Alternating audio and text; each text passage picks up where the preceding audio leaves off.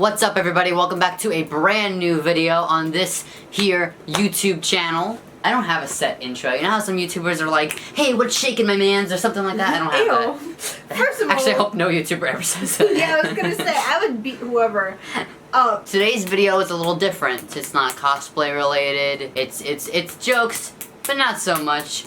This is a commentary video because, as I've said in the past, I also want to be a commentator YouTuber, and I thought, what better way to start than to talk about Onion Boy? And today we're gonna do that while Lee paints my nails because I need it for something else, so... Killed two birds with one stone. We talk tea while we do the nails. Spill that tea, Shister. Did you know his pinned tweet is like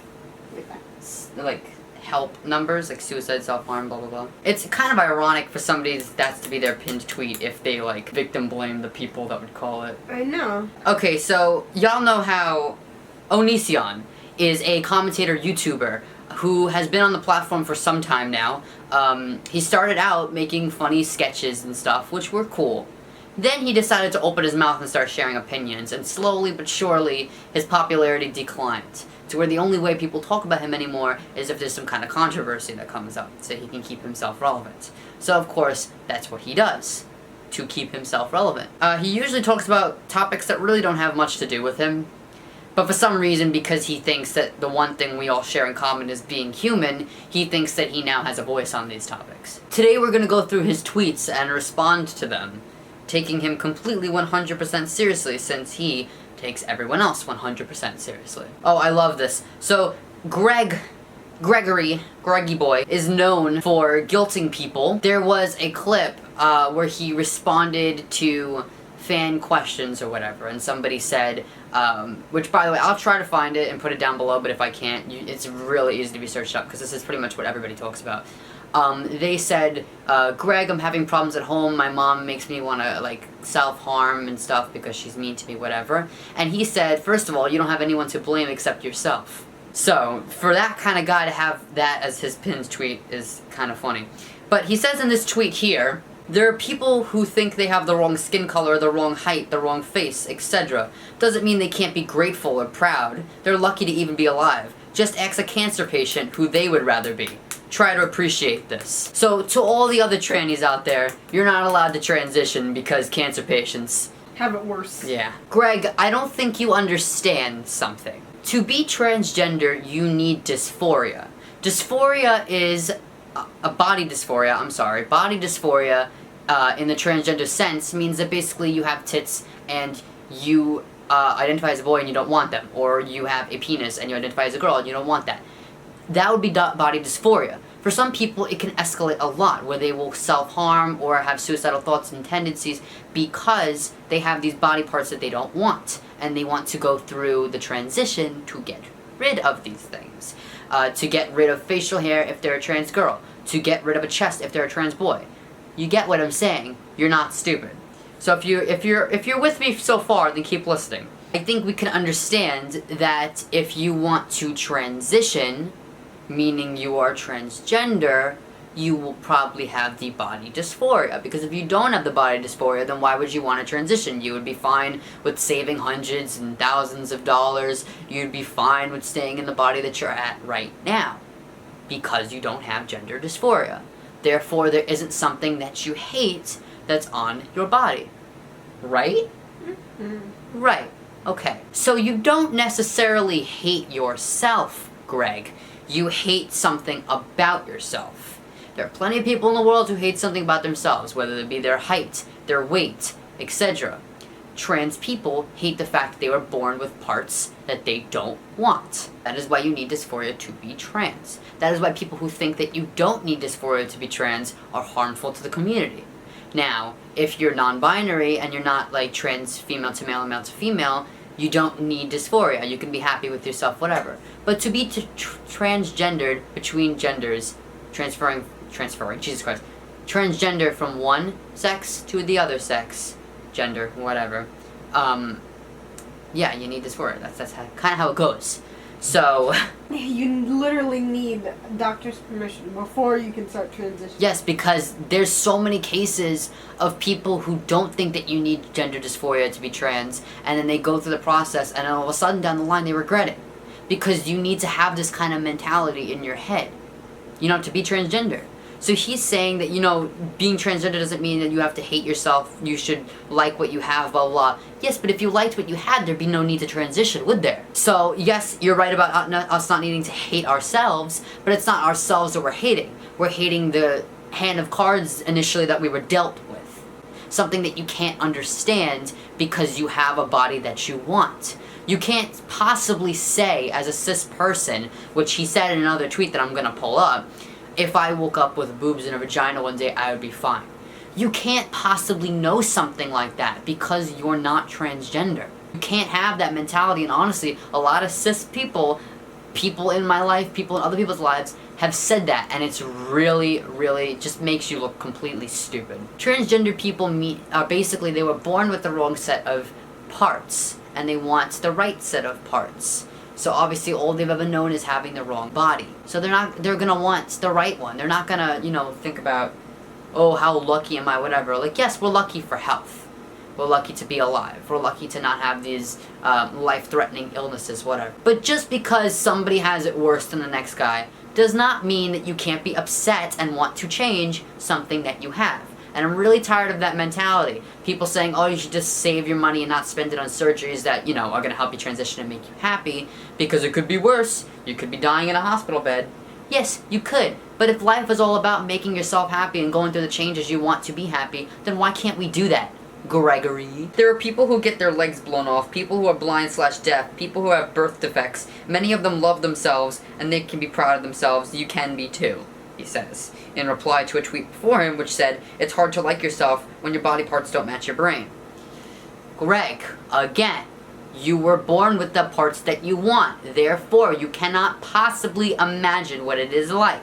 If you are trans, you should not be ashamed, you should be proud. The same with other members of LGBT. Do not let anyone tell you otherwise. Okay.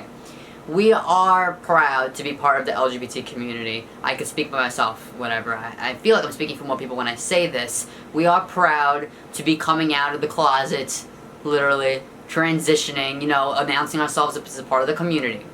What we're not happy about is that we're not cis, and we don't have these privileges, from birth, and we do have to go through the transition. So that sucks. But that doesn't mean that we're ashamed of ourselves. Do you understand what I'm saying? You cannot like something about yourself and want to change it, but that doesn't mean that you're ashamed of yourself as a whole. I have lots of good qualities. I like my sense of humor, I like how I can entertain people, I like how dedicated and motivated I am, but I don't like how I was born with the wrong parts, and I have less of a fair shake than my brothers who were born with the right parts. That's just how it works. Someone said, Onision, I like you, but gender dysphoria is a mental issue. Please treat it as such, don't promote it. To which he said, people with gender dysphoria are just as good as anyone else. It's not something to look down on. You should never want to have a problem with you mentally. Gender dysphoria, mental disorders. These are all things that you shouldn't strive to have, fake to have, or want to have. But there are things that a great number of people have to deal with. What the person tweeting at Greg was trying to say is that gender dysphoria is a mental illness that people have to struggle with. And instead of trying to overwrite it and talk on top of them when we don't understand what's going on, you should try to sympathize with the issue. Because if you can't have that exact 100% same understanding of it, then the only thing that you can really do is just listen to it and sympathize with it, because you can't possibly speak over on it. That's what this person was trying to say, and Greg, as usual, responded to what he wanted to see rather than the actual tweet. And then, of course, he responded in definitions, which he always does. He screenshotted the definition of gender dysphoria. He said, there is no requirement for anyone with dysphoria to hate themselves. Be proud of yourselves and accepting of others who also do not emotionally and or psychologically connect with the body they were born with. It is not a competition, it is a community. Yes, Greg, it is not a competition, it's a community. But when you say that you're transgender, meaning I am male going to female, or I'm female going to male because my brain is the one of a male but my body is the one of the female.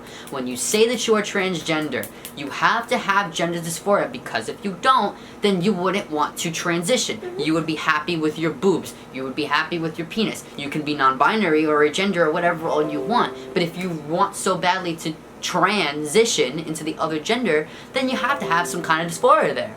I mean, I think anybody would get this. You guys are so kind to me. Thank you. Well, you're not so kind to me, Greg. Can I get an apology? Oh yeah, Greg also messed up because when he was responding to a trans guy's video, he referred to them during the whole video. I heard. I didn't watch it. Don't jump on me and be like, no, he did it once or twice. Okay, I heard that he referred to them as they, them. And let me tell you why this is insulting. When someone tells you their pronouns, you have to do their pronouns. If you mess up, fine, correct yourself, whatever. But intentionally going out of the way and using other pronouns is to go against them and to not agree with their gender and to disrespect them. That's the whole point. You can be like, I refer to everybody as they, them because I'm being polite, which is great. Do that. I encourage you to do that. I always refer to people as they, them until they tell me otherwise.